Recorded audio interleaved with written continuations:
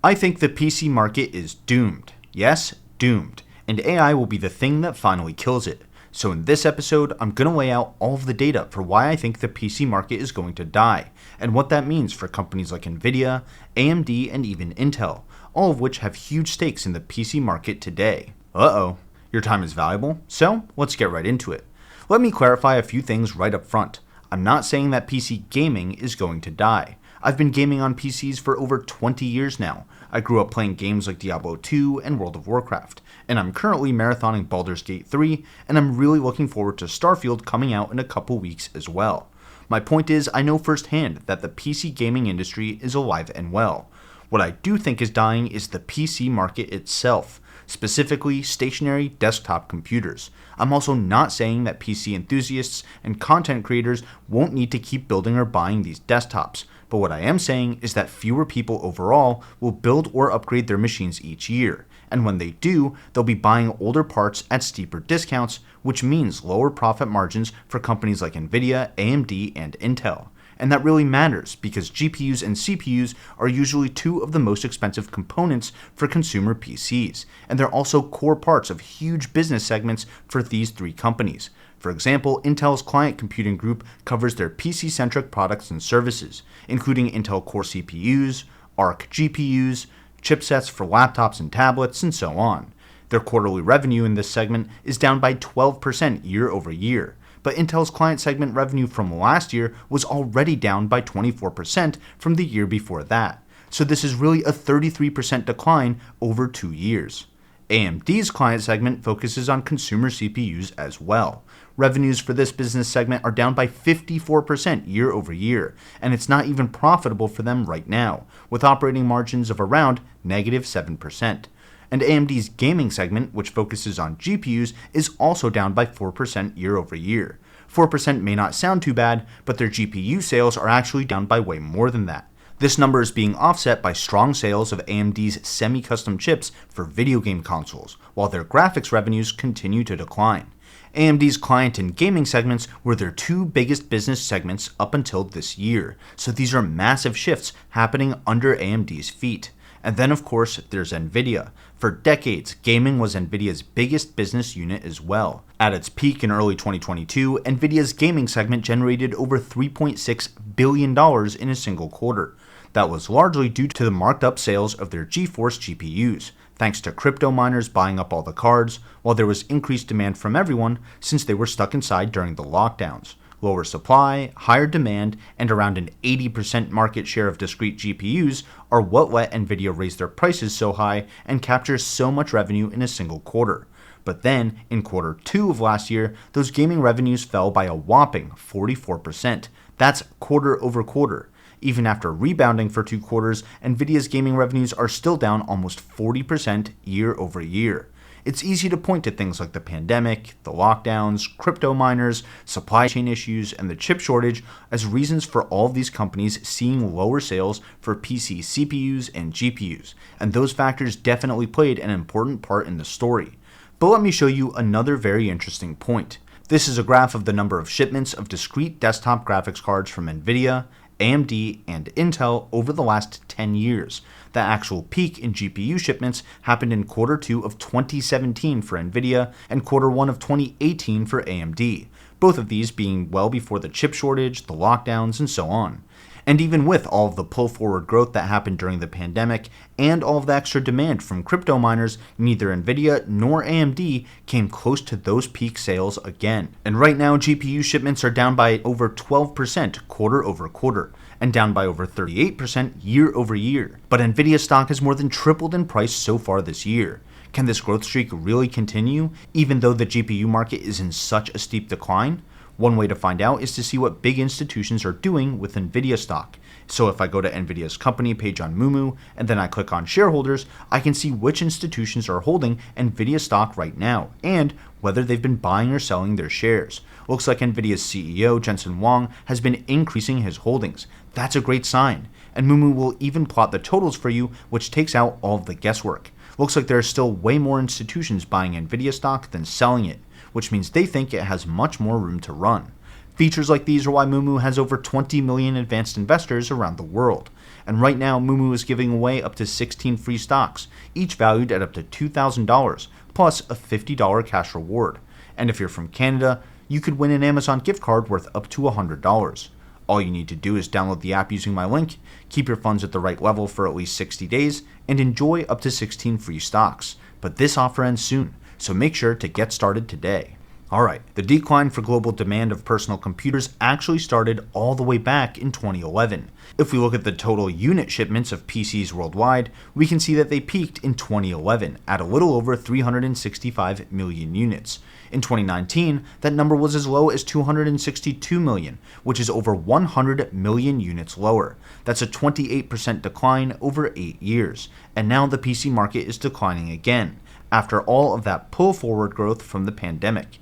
And as I just showed you, GPU shipments are also down by over 12% quarter over quarter and over 38% year over year. These are both staggering market-wide declines, and if this trend really started way before the pandemic and the resulting supply chain issues, then what's actually causing it? In my opinion, it really comes down to 3 big technology trends, and this is where it's worth paying attention to the science behind the stocks. First, more workloads and services are moving to the cloud, which eliminates at least some of the need to have a powerful computer at home. Everything from Adobe Photoshop to file management systems like Google Drive and Dropbox to Microsoft Office is becoming completely cloud-based today. In fact, Microsoft wants to move its whole Windows operating system entirely to the cloud. Windows 365 streams a full version of Windows to devices, but it's currently limited to commercial customers. Future updates will include Windows 365 Boot, which will let Windows 11 devices log directly into a cloud PC instance instead of a local version of Windows.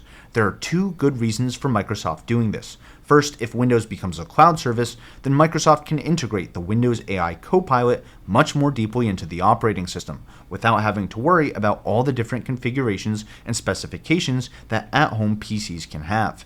And second, much cheaper and much less performant machines will be able to run the operating system since most of the processing will be handled on the server side, which will let Microsoft compete with lower-end devices like Google's Chromebook. And that leads me right into my second point, which is that a lot of computing has also gone mobile. Today, we can do almost everything from our phones, from parts of our day jobs and our hobbies, to banking and investing, and of course watching TV, listening to music, and playing video games. Trust me, I get it. If you're in your late 30s or older, you probably don't want to hear anything about mobile games at all. I'm actually the same way, but as an investor, you should know that mobile gaming is already over 60% of the entire gaming market by revenue today, and it's still growing faster than every other device segment for gaming put together. Likewise, almost 60% of all web traffic around the world was on mobile devices last year, and it's still trending upwards. And that's not including future mobile platforms like augmented reality glasses, virtual reality goggles, and of course mixed reality headsets. The third reason for this decline is actually what I think will be the biggest margin killer for desktop PCs and components, and there's really nothing that any of these companies can do about it. As CPUs and GPUs keep getting better, consumers are able to go longer and longer between upgrades. These chips are getting so good that you can buy or build a computer and then literally ignore newer chips for years at a time. And in fact, this has been the norm for years already. Steam is the biggest digital storefront and distribution platform for computer games, with around 120 million monthly active users. Every month they take a survey about what kinds of hardware and software Steam users are running, and they get hundreds of thousands of responses. So these responses are statistically significant. If we look at the latest Steam survey from July 2023, we can see that the most popular video card is actually Nvidia's GTX 1650. A card that was released back in 2019 for around $200. We can also see that over 60% of gamers still set their graphics to 1080p, even though that 4K graphics have been available for close to a decade now. The flip side of CPUs and GPUs being so good right now is that new generations have very bad price to performance ratios. Why would somebody want to spend $1,500 or more on a GPU when they can get one that's almost just as good, but one generation back for significantly cheaper? Especially when we're just coming out of 2 years of bad inflation and we might be heading into a consumer recession. Oh yeah, and most gamers still play games at 1080p. Alright, hopefully I've proven to you that the market for new high-end GPUs and honestly CPUs in PCs have some systemic issues that aren't tied to the pandemic. But what does that actually mean for companies like Nvidia, AMD, and Intel? Well, I think Nvidia will end up cannibalizing a pretty large portion of its gaming business to keep doubling down on AI chips for data centers and investing in cloud gaming technologies like GeForce Now. They might even go as far as slowing down the production of their RTX 4000 series graphics cards to lower the supply and raise prices while ramping up the production of their Hopper AI chips instead. After all, the margins are much higher for data center chips than for consumer GPUs, with some estimates suggesting close to 90% margins for Nvidia's H100s. Whew, no wonder AI is killing the PC market. So what I think we should expect from Nvidia's next earnings call is more crazy growth in their data center segment and probably their professional visualization segment, which is the one that their Ada Lovelace workstations fall under. At the same time, I'd expect their gaming revenues to grow, but slower and slower over time as GPU prices stabilize and Nvidia ends up shipping fewer of them each quarter until consumer hardware becomes a much smaller portion of their overall revenues.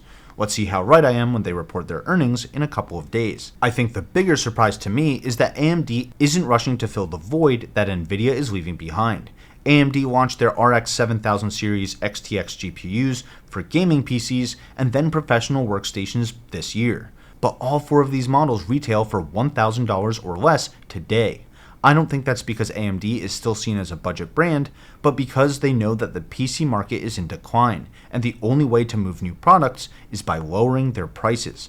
At the same time, AMD is working on new CPUs to go toe-to-toe with Intel in the laptop market. These Strix Point APUs will actually be hybrid processors, which means they'll have 8 cores focused on performance and another 8 focused on efficiency, similar to Intel's P cores and E cores in their hybrid architecture. But AMD is also integrating a pretty solid 8-core GPU onto these processors, based on their RDNA 3+ architecture. Will this integrated GPU be able to compete directly with Nvidia's 4000 series GPUs?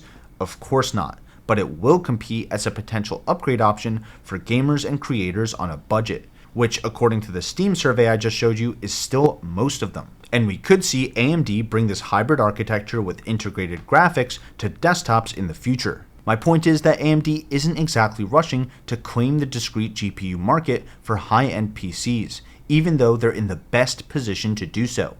That's a strong indicator that they think this market isn't worth capturing, and their resources are better spent on chips for servers, mobile devices, game consoles, and other embedded systems, exactly where AMD is seeing big revenue growth year over year.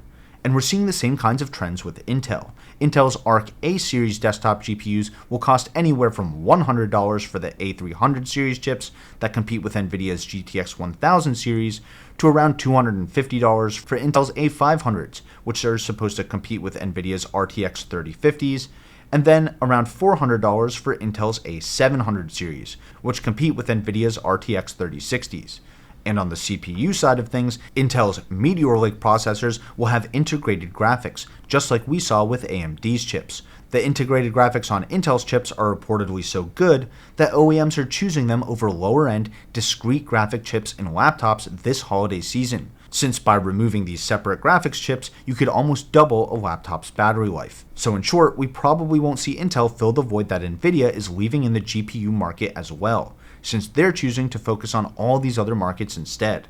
What this means for PC gamers is slower and more incremental improvements to discrete GPUs over time, and maybe even CPUs as well. And what this means for investors is that we should be looking for growth in business-to-business segments, focused on data centers or edge devices, even if that means cannibalizing client segment revenues over the next few quarters. And at the end of the day, I actually think that's the right call, since more workloads are moving to the cloud, especially as new workloads come online for training large AI models. And in the future, we should expect AI workloads to move to the edge as well, as new inference chips and applications make their way onto smartphones, laptops, VR goggles, and even self-driving cars, leaving big, beefy home computers in a sort of no man's land for AI. That's how I expect AI to end up killing the desktop PC market over time. But there's one more huge AI breakthrough that you need to know about, so make sure to watch this episode next. And if you feel I've earned it, consider hitting the like button and subscribing to the channel. That lets me know to put out more research like this. Either way, thanks for watching, and until next time, this is ticker symbol U. My name is Alex, reminding you that the best investment you can make is in you.